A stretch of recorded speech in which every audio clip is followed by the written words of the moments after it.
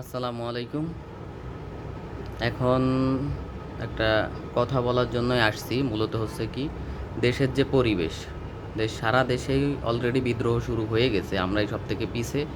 আমাদের গ্রামের যে অবস্থান বর্তমানে মাদক নিয়ে, মাদকটা উৎখাত করার চিন্তাভাবনাই। মানে সকলে দেখে, চোখ বন্ধ করে থাকে। সেটা আমি হই, কিংবা আমার ভাই হোক, কিংবা আমার চাচা হোক, কিংবা আমার আব্বা হোক, কিংবা এলাকার মামা খালু দাদা যেই হোক না কেন, অনেকেই দেখতেছে, চুপ রইছে, কিংবা মনে মনে ঘৃণা করতেছে। আমি একটা জিনিস করতে চাচ্ছি, সেটা হচ্ছে কি, এই মাদক থেকে গ্রামবাসীকে বাঁচানোর জন্য যারা যারা এই জিনিসটা ভাবতিছ কিংবা ভাবতেছেন, বড় ছোট যারাই আছে, তাদের প্রত্যেকের কাছে আমার রিকোয়েস্ট যে কে কে এর সাথে সম্মতি আছে। সম্মতি যদি থাকে তাইলে আমাদের একটা উদ্যোগ থাকবে, তাদের প্রত্যেককে নিয়ে একটা গ্রুপ করার পরে আমরা প্রথমে প্রত্যেকের বাড়ি বাড়ি যাব। আমি হয়তো বা সময় পাবো না, আমি আছি বাইরে, বাড়িতে নাই।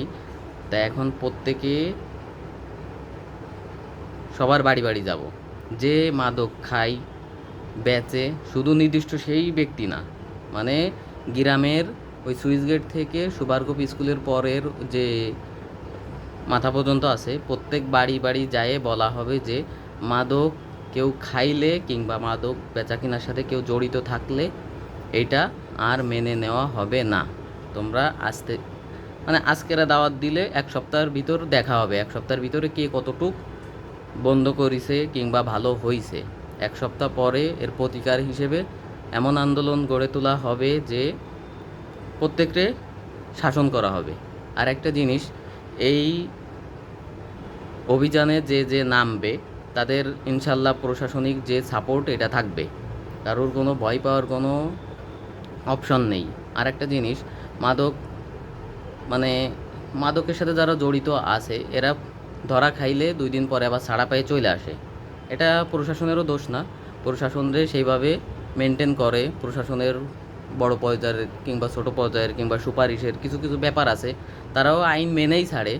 টাকা খাক বা না খাক এটা দেখার বিষয় না, বিষয় হচ্ছে কি, আমার সমাজের পোলাপানগুলো নষ্ট হয়ে যাচ্ছে, আমার ছোট ভাই নষ্ট হচ্ছে, আমার চাচা নষ্ট হয়ে যাচ্ছে, কিংবা আমার ভাগ্নে ভাগ্নি, কিংবা যেই হোক না কেন, প্রত্যেকেই নষ্ট হয়ে যাচ্ছে। কিছু হাতে গোনা 2-1টা ফ্যামিলি আছে, তারা তার সন্তানদের অনেক শাসনের ভিতরে বড় করে, তারা চাইলেও অনেক কিছু করতে পারে না ফ্যামিলির ভয়ে। বাদ বাকি যারা সন্তানরে অনেক সময় আদর করে রাখিছে কিন্তু খোঁজখবর রাখতে পারে না, যে ভালো আছে না ধ্বংস হয়ে যাচ্ছে, নাকি অমুক জায়গায় আড্ডা দিচ্ছে, কিংবা সন্ধ্যার পরে ওই জায়গায় বসে আড্ডা দিচ্ছে, কিংবা বিভিন্ন চিপা চাপাই কোনো এক জায়গায় ওই, মানে এই মাদক দ্রব্যর সাথে জড়িত আছে। এইটা অনেকের মা বাবা জানে না, জানলেও 1 বার 2 বার বলার পরে তাদের ভিতরে আর একটা ভয় আছে, সেটা হচ্ছে কি, অলরেডি কাউরে যদি কিছু বলে পুরা বিষ খেয়ে মরে যেতে পারে, এরকম কিছু। তা কথা হচ্ছে কি, মাদক খাওয়া যাবে না, মাদকের সাথে নিজে জড়িত থাকা যাবে না, মাদক কারবারির সাথে থাকা যাবে না। এটার জন্য বিদ্রোহ ঘোষণা করা হবে। এখন আমার এই মতের সাথে যদি কেউ সম্পর্কিত থাকো, মানে মতের সাথে তোমার মত মিলে, তাহলে এই জায়গায় কমেন্ট করবা। প্রত্যেকের কমেন্ট দেখে মতামত বুঝে একটা গ্রুপ খুইলে সেইখানে সব কিছু দিক নির্দেশনা দেওয়া হবে।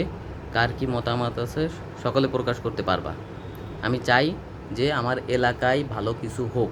এখন কেউ উদ্যোগ নেওয়ার মতো চিন্তাভাবনা অনেকেই করিছে, আমি যতটুকু বুঝলাম।